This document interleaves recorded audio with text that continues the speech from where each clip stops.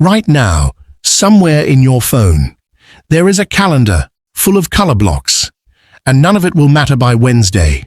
Most people plan their week like they're decorating it. Tasks here, meetings there, a workout block that never happens. It looks organized. It feels productive. But underneath it, there is no real plan at all. High IQ people do not plan their week like this. They do something almost nobody else does.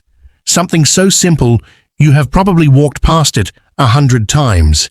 And the difference is not about working harder. It is about something most people never even think about. Here is what an average week actually looks like. Sunday night, you sit down with good intentions. You write a list. Long, hopeful, detailed. It feels like control. Monday comes. You attack it with energy.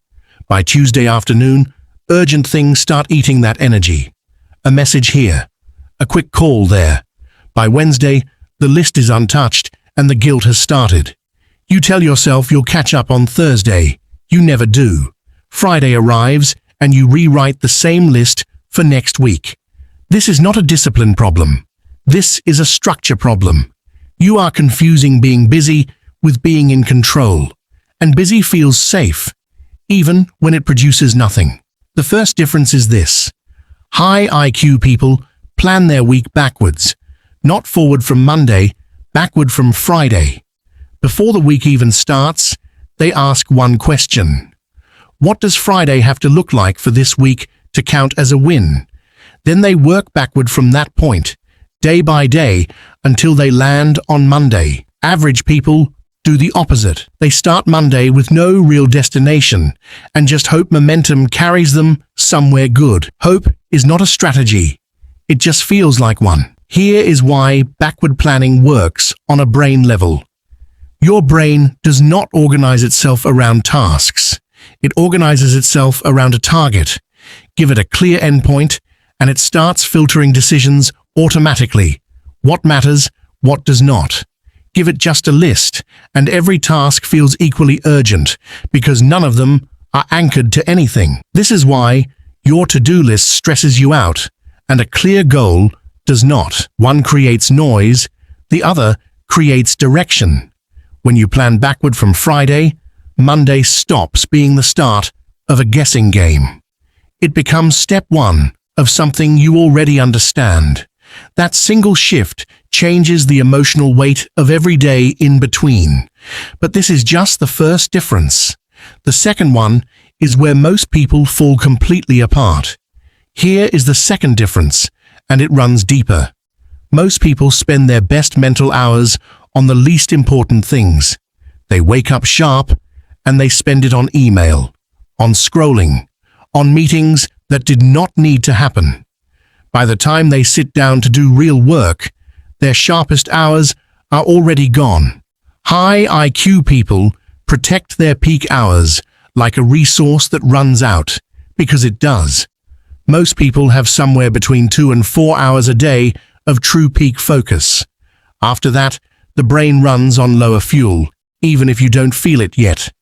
High IQ people know exactly when those hours happen for them, and they guard that window like it's the only meeting that actually matters. During that window, only one type of work is allowed in. Deep work, hard thinking, the thing that actually moves the week forward. Everything else, emails, calls, small tasks, gets pushed into the low-energy hours. Not because those things don't matter, because they don't require your best brain. Here is the second part of this difference, and it's the one people underestimate the most. High IQ people do not just plan what they will do. They plan exactly what they'll do when something goes wrong, before it happens. One sentence. If this happens, then I do this. Psychologists have a name for this, an implementation intention, and they've tested it for decades. People who write a simple if-then plan follow through at a far higher rate than people who just set a goal. Not slightly higher, often double. Average people have no plan B, so the first obstacle becomes a reason to quit for the day. High IQ people already decided what Tuesday's distraction would be and what they'd do about it before Monday even started. They are not more disciplined in the moment. They already made the decision back when they were calm, not when they were tempted. And the third difference is the one nobody ever talks about. Here is the third difference, and it's the one that changes everything once you see it. Average people manage their time. High IQ people manage their energy. Those are not the same thing, even though we treat them like they are. You can block out 8 perfect hours on a calendar and still produce almost nothing. If your energy is wrong for that block, time is just a container. Energy is what fills it. High IQ people treat their brain like a high-performance machine, not an endless resource. That means rest is not something you earn after the work is done. It's something you schedule on purpose. The same way you schedule a deadline. They put recovery, movement, and real breaks into the week, not as rewards, but as maintenance. Because a machine that never gets maintained eventually stops producing good output, no matter how hard you push it. Average people push through exhaustion and call it commitment. High IQ people design around exhaustion before it ever shows up. There is one more habit that ties all of this together. Every Sunday, high IQ people run a short weekly review, not to feel guilty about what didn't get done. Guilt doesn't fix a system. It just makes you dread the next one. The review exists to ask one quiet question. Why didn't that happen? And what does that tell me? Maybe the peak hours were wrong. Maybe the plan B never got made.